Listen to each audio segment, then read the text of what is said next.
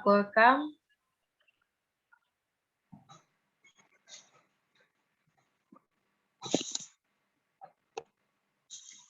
Assalamualaikum warahmatullahi wabarakatuh.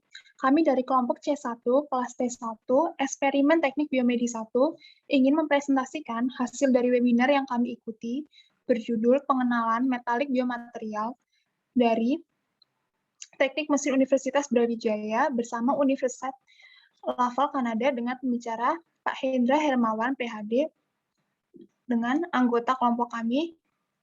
Yang pertama adalah Indira Mareta Hulur dengan NIM akhir 043, yang kedua Afina dengan NIM akhir 001, yang ketiga ada Vinkis Rimasanti dengan NIM akhir 008, dan yang terakhir ada Eka Marisidoro dengan NIM akhir 009. Terdapat 3 konten yang akan kami bahas. Yang pertama adalah judul dan permasalahan, yang kedua langkah pemecahan masalah, dan yang terakhir hasil pembahasan dan analisis. Untuk yang pertama adalah judul dan permasalahan webinar. Judul dari webinar yang kami akan bahas berjudul Metalik Biomaterial, memahami konsep metalurgis sebagai dasar untuk memilih bahan dalam aplikasi medis. Dengan pembicara Pak Hendra Hermawan, PhD, Associate Professor Universitas Laval, Kanada.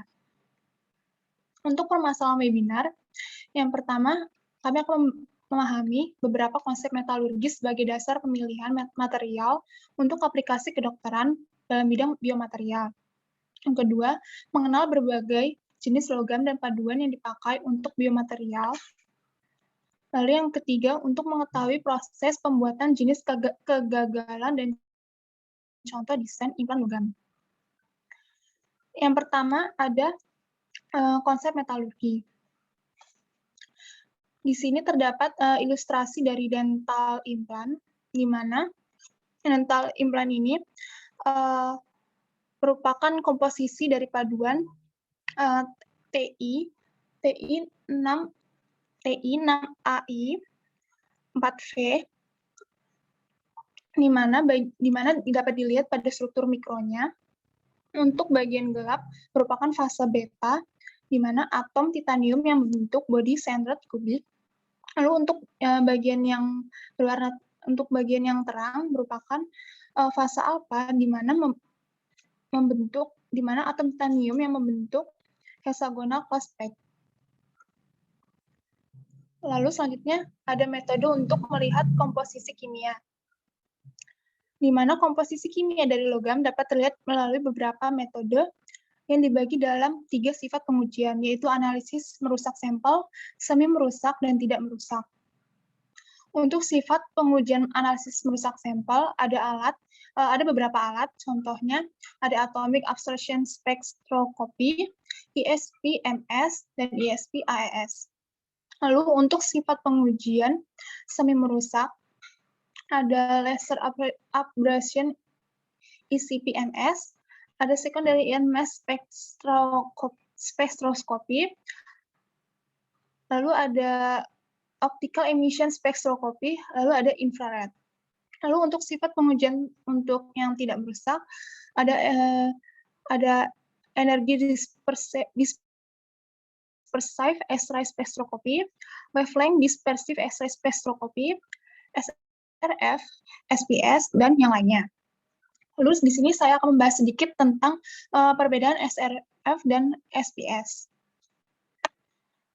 Di mana untuk SRF sendiri merupakan metode untuk mengetahui komposisi kimia secara menyeluruh hingga ke dalamnya, di mana dapat dilihat pada gambar di bawahnya. Di mana dengan metode ini kita dapat membuat pemetaan dari elemen-elemen yang tersebar, sehingga dapat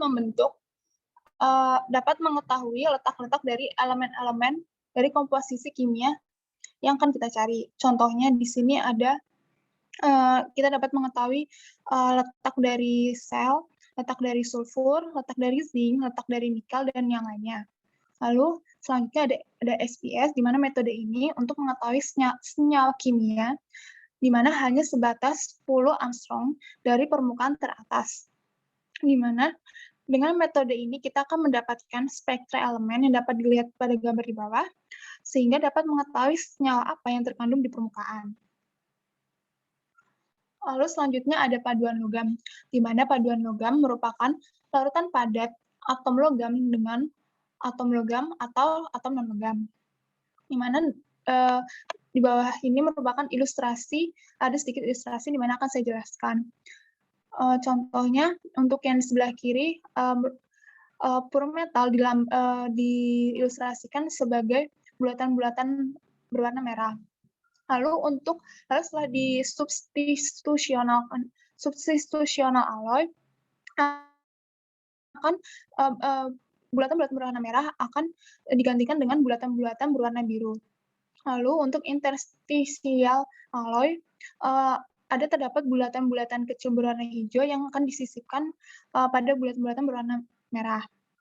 Lalu, untuk yang substitutional or interstitial alloy, bulatan-bulatan berwarna merah ada yang digantikan dengan bulatan-bulatan berwarna biru dan juga disisipkan dengan bulatan-bulatan kecil berwarna hijau. Lalu, metode untuk paduan logam terdapat ada dua. Yang pertama peluburan pengecoran, yang kedua ada metalurgi serbuk. Contoh dari paduan logam dengan metode peluburan atau pengecoran adalah besi dileburkan, lalu ditambahkan kromium, nikel, karbon dalam keadaan cair, lalu dicampur dan dituangkan ke dalam cetakan, dan akhirnya akan didapatkan stainless steel. Lalu selanjutnya ada struktur mikrologam, di mana logam cair ketika temperaturnya diturunkan akan ada pengintian yang akan membentuk kristal logam. Yang dari kristal itu akan membesar dan yang cair akan berubah menjadi padatan, di mana arah orientasi kristalnya akan berbeda-beda yang akhirnya bertemu membentuk gelembung-gelembung yang akhirnya bertabrakan dan menjadi butir logam dan akhirnya akan didapatkan padatan logam. Lalu selanjutnya saya akan membahas tentang analisis struktur mikro, di mana yang pertama yaitu menggunakan pengukuran butir dengan rumus sigma Y sama dengan sigma 0 tambah KD pangkat min setengah, di mana makin kecil meter butirnya maka akan semakin kuat logamnya. Lalu yang kedua ada identifikasi fasa, di mana hasil akhirnya akan ditentukan apakah merupakan hard pass ataukah soft pass dengan menggunakan SRD yang menguji identifikasi fasa dan tegangannya. Lalu yang ketiga ada identifikasi orientasi kristal atau tekstur. Lalu ada identifikasi riwayat proses metalurgi, lalu yang terakhir ada penyelidikan kegagalan pada material. Selanjutnya akan dibahas oleh teman saya. Baik, terima kasih. Berikut adalah teknik metalografi yang merupakan salah satu teknik untuk melihat analisis struktur mikro yang akan dilakukan. Jadi hal pertama yang akan dilakukan adalah untuk memilih dan memotong spesimen tersebut menjadi sebuah spesimen yang cukup kecil untuk bisa dianalisis. Nah, proses mounting ini pada umumnya ketika ukuran spesimen yang akan diproses relatif kecil, sehingga perlu dibuatkan pemegangnya agar mudah dan dapat digunakan dengan baik, yaitu proses mounting, yaitu pembuat pemegangnya itu. Dan pembuatan alat pemegang itu yang membantu kita untuk bisa melakukan pemeriksaan spesimen dengan lebih baik. Selanjutnya adalah untuk mengamplas sehingga mendapatkan hasil spesimen surface yang bagus, yaitu poles halus. Oleh karena analisis mikro yang kita lakukan pada teknik metalografi ada pada sisi permukaannya. Pada teknik metalografi, ETSA itu larutan yang berfungsi untuk memunculkan fasa atau batas butir untuk dapat melihat permukaan secara sempurna, digunakan untuk membantu pengamatan mikroskop yang akan kita lakukan. Nah, pengamatan mikroskop ini pada prinsip dasarnya menggunakan mikroskop optik dengan menggunakan pantulan cahaya ke permukaan spesimen dan kemudian diterima oleh lensa mata. Berikut, next adalah salah satu pengujian material yang digunakan untuk pada kasus biomaterial ini. Salah satu pengujian material itu adalah uji tarik. Jadi pada uji tarik ini dapat terlihat pada sisi kiri, yaitu grafik ya stress and strain curve. di mana ada beberapa bagian yang bisa dilihat pada bagian tersebut, yaitu yang paling penting adalah yang pertama yield strength atau kekuatan logo. Yield strength berada di dalam rentang zona elastis, di mana zona ini berarti pembebanan yang dilakukan tidak menghasilkan deformasi pada material secara permanen. Jika melewati yield strength ini, maka material akan terjadi deformasi secara plastis dan tidak bisa kembali seperti semula, atau lama-lama akan menjadi rusak. Lalu selanjutnya akan ada satu titik lain yang cukup penting untuk kita lihat, yaitu ultimate tensile strength, yaitu kekuatan tarik. UTS atau ultimate tensile strength adalah titik teratas dari kurva engineering stress and strain curve dan merupakan pegangan maksimum yang dapat material terima yang dapat menahan saat sedang direnggangkan atau ditarik sebelum gagal atau melonggar. Nah, pada sisi ini juga pada UTS sebelum pada sisi fraktur itu ada di data zona necking yang ada di antara kedua material tersebut sebelum benar-benar terjadi patah.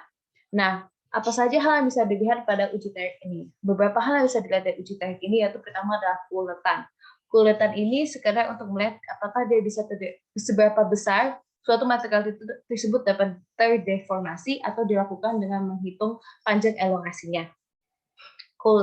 Selanjutnya adalah dari sisi ketangguhan. Biasanya digunakan untuk melihat apakah benda tersebut dapat mengendap energi dengan baik, dihitung dengan mengintegralkan kurva keseluruhan atau mencari luasan di bawah kurvanya. Lalu selanjutnya, poin ketiga yang dapat dicari dari kurva stress strain ini ada elastisitas, stress strain yang saat masih terdeformasi secara elastis. Next.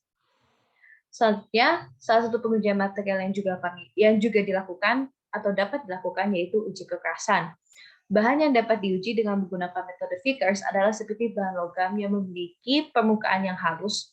Pada percobaan ini menggunakan metode Vickers, oleh karena injektor yang digunakan adalah injektor intan yang merupakan injektor yang sangat sensitif sehingga diperlukan penghalusan terhadap permukaan sampul tersebut. Dapat dilihat pada gambar dari sisi kanan, itu terdapat beberapa nilai Vickers seperti 973 HV, 440 HV, itu merupakan nilai dari uji kekerasan Vickers tersebut, dan di mana uji kekerasan Vickers ini tergantung kepada nilai diameter yang dihasilkan pada saat identasi tersebut yang dapat terlihat pada rumus yang ada di bagian sisi kiri. Di mana HV adalah 2 F sin, dari mana 136 derajat dibagi 2 dibagi oleh besar diameter kuadratnya. Sehingga jika diameter HV ini makin kecil, maka menunjukkan bahwa material tersebut adalah semakin keras. Untuk presentasi selanjutnya akan dilakukan oleh teman saya.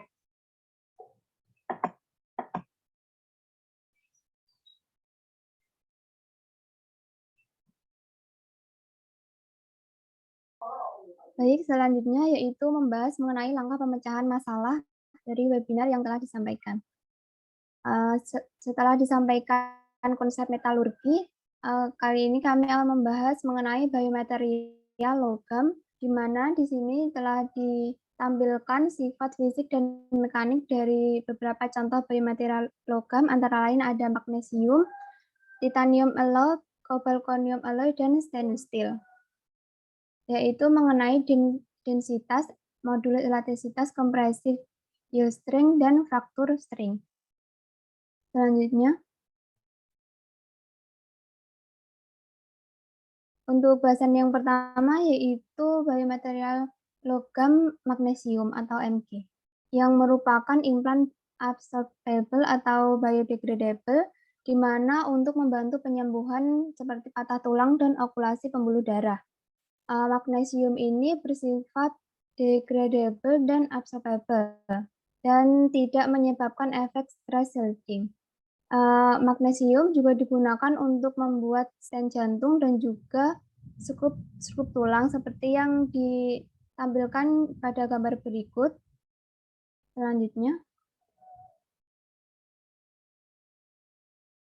baik, untuk biomaterial logam selanjutnya yaitu titanium alloy atau aduan titanium, di mana terdapat 2 jenis titanium untuk biomaterial yang sering digunakan, yaitu ada titanium murni atau komersial pure titanium yang dibagi menjadi 4 tingkatan atau 4 grade, yaitu ada grade 1, 2, 3, dan 4. Dari keempat grade ini dapat dilihat perbedaannya dari kandungan besi, oksigen, dan karbon, di mana jika semakin tinggi grade-nya, maka semakin tinggi pula kandungan besi dan oksigennya. Kemudian untuk grade 4 sendiri memiliki kekuatan yang lebih kuat daripada grade 1, grade 2, dan grade 3 yang ditinjau dari penguatan sifat mekaniknya. Kemudian untuk jenis yang kedua yaitu titanium paduan atau titanium alloy.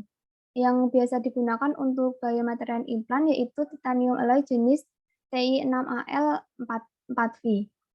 Titanium alloy ini sering digunakan untuk implan gigi atau dental implant. Next. Untuk biomaterial logam yang selanjutnya yaitu cobalt chromium alloy, di mana komposisi kimia dari cobalt alloy ini sendiri dapat dikomposisikan dengan CR untuk meningkatkan ketahanan korosi, di mana dengan bentuk CR2O3 kemudian juga dapat dikomposisikan dengan MO untuk kinerja tribologi dan kekerasan suhu tinggi serta ketahanan pitting. Kemudian dengan Ni untuk penstabil fasa austenit agar paduannya menjadi non-magnetik, dan dengan W untuk kekerasan dan kinerja tribologi. Dapat dilihat di tabel terdapat dua jenis cobalt chromium alloy yaitu ada CO29CR5MO dan juga COCRMO. Selanjutnya COCR ini memiliki kekerasan yang lebih tinggi dibandingkan dengan titanium dan stainless steel, di mana nilai kekerasannya mencapai 300 hingga 400 hardness figures. Dan untuk cobalt chromium alloy ini banyak digunakan untuk implan yang banyak mengalami gesekan seperti gigi palsu, engsel, dan juga sendi tangan. Keistimewaannya dari cobalt chromium alloy ini mampu untuk dilakukan pengecoran saat pembuatannya. Selanjutnya. Yang terakhir yaitu ada stainless steel. Stainless steel ini hampir digunakan untuk semua jenis implan. Dan untuk stainless steel yang banyak digunakan untuk implan yaitu tipe 316L. Berdasarkan fasanya, stainless steel dapat dibedakan menjadi austenit stainless steel yang banyak digunakan untuk kawat gigi, pelat tulang, dan stent. Kemudian ada martensit stainless steel yang digunakan untuk pisau dan peralatan bedah. Kemudian ada duplex yaitu gabungan antara austenit stainless steel dan ferrous stainless steel. Kemudian ada jenis ferrous stainless steel dan juga PH stainless steel yang banyak digunakan untuk kawat gigi dan bracket. Stainless steel jenis ini memiliki kekuatan yang lebih kuat dari austenit stainless steel. Selanjutnya akan dijelaskan oleh teman saya. Baik, saya akan menjelaskan mengenai hasil dan juga pembahasan dari analisis yang telah dilakukan oleh kelompok kami melalui webinar. Next. Yang pertama ada kegagalan biomaterial. Kegagalan biomaterial terjadi saat implan telah terpasang di dalam organ tubuh manusia. Prosesnya diawali dari respon tubuh yang kemudian akan mengalami pembebanan dan sebagian besar akan mengalami gesekan antara tulang dan juga implan dari biomaterial. Kemudian implan biasanya akan mengalami kegagalan saat implan mengalami kerusakan. Misalnya saat terjadi korosi pada implan. Next. Penyebab kegagalan. Penyebab kegagalan pada biomaterial, yang pertama ada keausan. Pada slide ini kami sajikan dari gambar total knee replacement. Maka kami menggambarkan bahwa adanya gesekan mengakibatkan keausan. Hal ini terjadi karena manusia yang menjalankan aktivitasnya sehari-hari atau mengalami pergerakan, kemudian dari pergerakan tersebut terjadilah suatu gesekan yang menimbulkan keausan. Maka dapat dikatakan bahwa pergerakan pada tubuh mengakibatkan terjadinya gesekan antara implan yang dipasang dengan anggota tubuh lainnya, di mana dengan adanya gesekan ini partikel kecil ion logam terlepas dari implan yang akan merembes ke aliran darah, sehingga mengakibatkan keausan atau bahkan dapat menyebabkan masalah lain, seperti kerusakan pada tulang, otot, atau yang lainnya. Misalnya saja pada implan panggul yang gambarnya telah disajikan. Pada implan yang berbahan metal, menurut penelitian dari Jurnal National Joint Registry of England and Wales, maka pada implan yang berbahan metal menunjukkan lebih cepatnya terjadi keausan dibandingkan dengan implan panggul yang berbahan keramik ataupun yang berbahan plastik. Tingkat perbandingannya ada pada angka 6,2% dibanding 2,3% dibanding 1,7% dari tingkat atau laju kecepatan keausan dari bahan implan berbahan metal dibanding bahan implan berbahan keramik dan juga dibanding bahan implan yang berbahan plastik. Pada gambar sebelahnya kami sajikan mengenai penyebab kegagalan yang menimbulkan alergi dan juga infeksi. Ini dapat terjadi karena pada tiap manusia atau pada tiap pasien yang tubuhnya dipasangkan suatu implan, responnya itu tidak sama. Maka dari alergi dan juga infeksi ini, komplikasi yang dapat disebabkan diantaranya adalah karena reaksi alergi atau timbulnya stress shielding effect. Kemudian di gambar sebelah kanan atas mengenai patah dan juga patah kelelahan.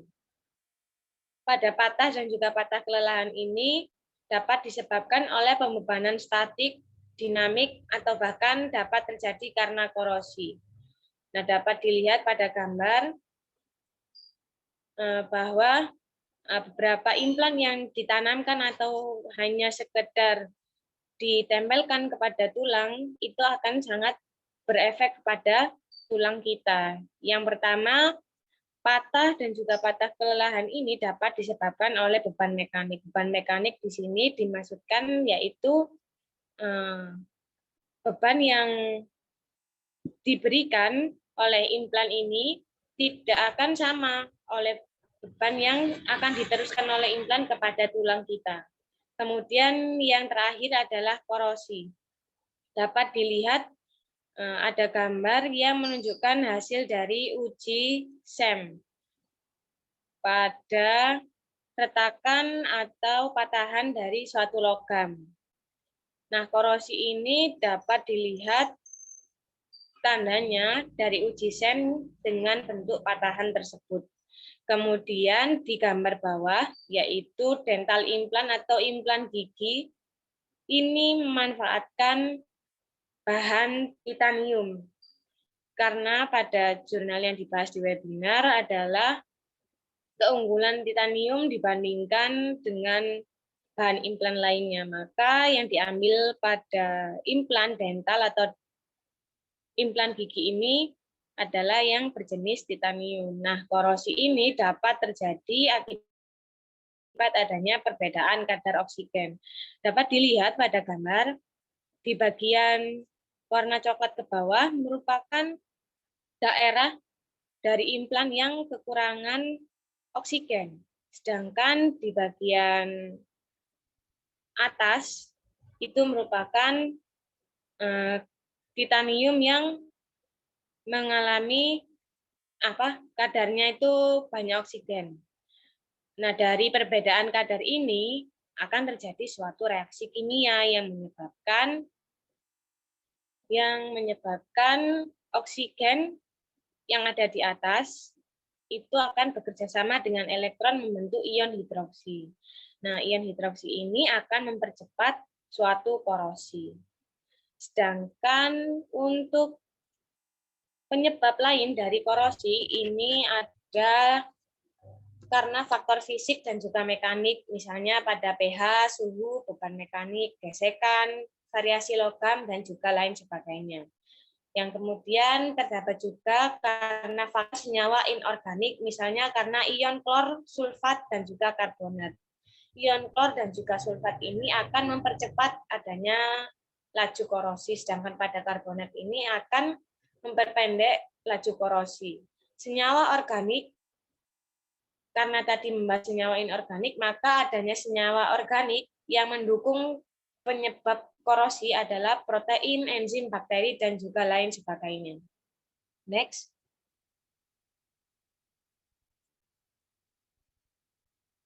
Masuk kepada contoh desain material.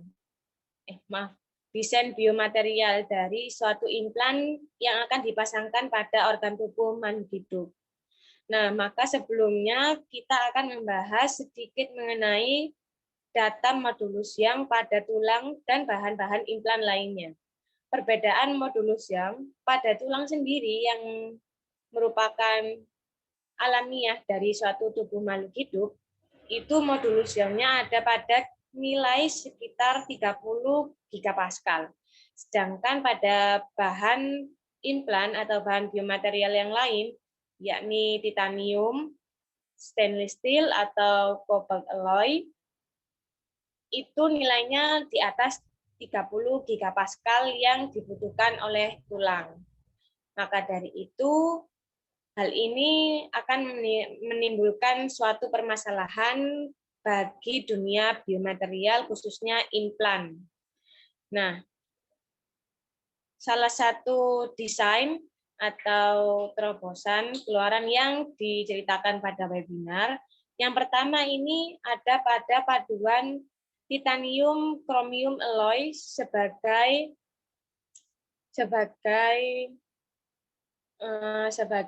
paduan yang berguna untuk skrup pelurusan tulang punggung. Pada contoh ini, nilai modulus elastisitas yang berlebihan tidak akan mampu untuk menegakkan tulang belakang. Maka dibuatlah implan skru yang sifatnya self-tunable modulus. Nah, self-tunable modulus ini akan membengkok saat modulus elastisitas meningkat. Maka solusinya adalah mencampurkan titanium dengan bahan chromium alloys. Oke, selanjutnya. Di gambar sebelah kiri, dari plat tulang titanium zirconium alloys yang merupakan solusi untuk memfiksasi tulang patah ataupun untuk menyembuhkan patah tulang. Nah, pada kenyataannya, plat tulang ataupun bahan-bahan yang lainnya untuk memfiksasi atau menyembuhkan patah tulang ini akan mengalami asimilasi dengan tulang dari tubuh makhluk hidup yang sudah ada itu. Nah, akibatnya akan membuat presipitasi kalsium fosfat dari cairan tubuh yang menyebabkan kesulitan saat pengambilan plat. Jadi, saat fiksasi tulang itu telah sembuh, kebanyakan pada kenyataannya ini, bahan plat tulang ini sulit untuk dilepas. Maka solusi dari hal tersebut adalah dengan menggunakan plat tulang berbahan titanium yang dicampur dengan paduan zirconium. Kemudian di gambar yang tengah itu merupakan paduan titanium sebagai bahan implan pada femur. Pada implan yang terpasang di bagian femur ini cenderung akan mengalami stress shielding akibat adanya perbedaan modulus Young antara implan dan juga tulang yang ada di sekitarnya. Misalnya saja pada lingkaran yang ditandai dengan lingkaran merah itu tempatnya implan dipasang, maka beban mekanik yang akan diterima oleh tulang itu tidak akan sama dengan yang diterima oleh paduan, sehingga dari paduan logam ini nantinya akan membebani dari tulang yang ada di bawahnya. Maka modulus yang dibutuhkan untuk memfiksasi atau menyembuhkan di bagian femur ini dibutuhkan modulus yang nilainya itu kecil atau setara dengan tulang pada tubuh manusia.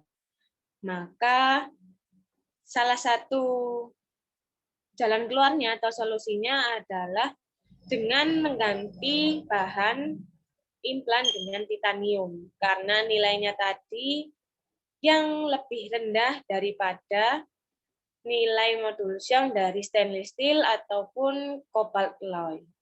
Kemudian di bagian terakhir, di bagian contoh yang terakhir ini ada tulang tangan yang retak. Nah, ini digunakan bahan implan dari magnesium, bahan dasarnya dari magnesium yang dipasangkan pada retak tulang ini tadi. Nah, dari magnesium ini dirasa cukup untuk merupakan solusi yang tepat karena magnesium ini nantinya akan terkorosi secara alamiah di dalam tubuh dan tidak perlu pengangkatan atau pencabutan setelah fiksasi atau penyembuhan selesai pada pasien. Nah, berikut penjelasan yang bisa kami sampaikan. Next. Terima kasih. Wassalamualaikum warahmatullahi wabarakatuh.